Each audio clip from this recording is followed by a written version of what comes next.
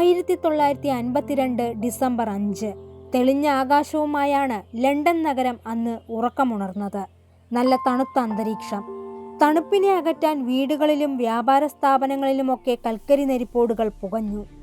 ദിവസം കുറച്ച് പിന്നിട്ടതോടെ നഗരത്തിലെ ചിലയിടങ്ങളിൽ മൂടൽമഞ്ഞ് പരക്കാൻ തുടങ്ങി.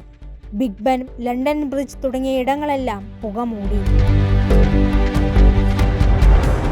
ഫാക്ടറികളിൽ നിന്നുള്ള പുകയും കരിയും കൂടി കലർന്നതോടെ മഞ്ഞിന്റെ നിറം മഞ്ഞ കലർന്ന ബ്രൗൺ നിറമായി. വായുവിന് ചീമുട്ടയുടെ ഗന്ധം. പുകമഞ്ഞ് മൂലം റോഡ് കാണാൻ സാധിക്കാതെയായതോടെ ഗതാഗതം സ്തംഭിച്ചു. വിമാനങ്ങൾ പറന്നില്ല, ട്രെയിനുകൾ റദ്ദാക്കി. പുറത്തിറങ്ങി നടന്നവരിൽ പലർക്കും ശ്വാസം മുട്ടലുണ്ടായി. ലണ്ടൻ നഗരം സാക്ഷ്യം വഹിച്ച ഈ പരിസ്ഥിതി ദുരന്തം അറിയപ്പെടുന്നത് ദി ഗ്രേറ്റ് സ്മോഗ് ഓഫ് 1952. 4000-ലധികം പേർ ശ്വാസകോശ പ്രശ്നങ്ങൾ കാരണം മരിച്ചതായി പറയപ്പെടുന്നു. പരിസ്ഥിതി ദുരന്തങ്ങളിൽ ഏറ്റവും പ്രശസ്തവും ഇന്നും പഠന വിഷയമായതുമായ കാര്യമാണ് ദി ഗ്രേറ്റ് സ്മോഗ് ഓഫ് 1952. അന്ന് മനുഷ്യർക്ക് മാത്രമല്ല, മൃഗങ്ങൾക്കും പക്ഷികൾക്കും ഉണ്ടായിരുന്നു പ്രശ്നങ്ങൾ. നിരവധി പക്ഷികളാണ് വിഷപ്പുകയിൽ ചത്തുവീണത്.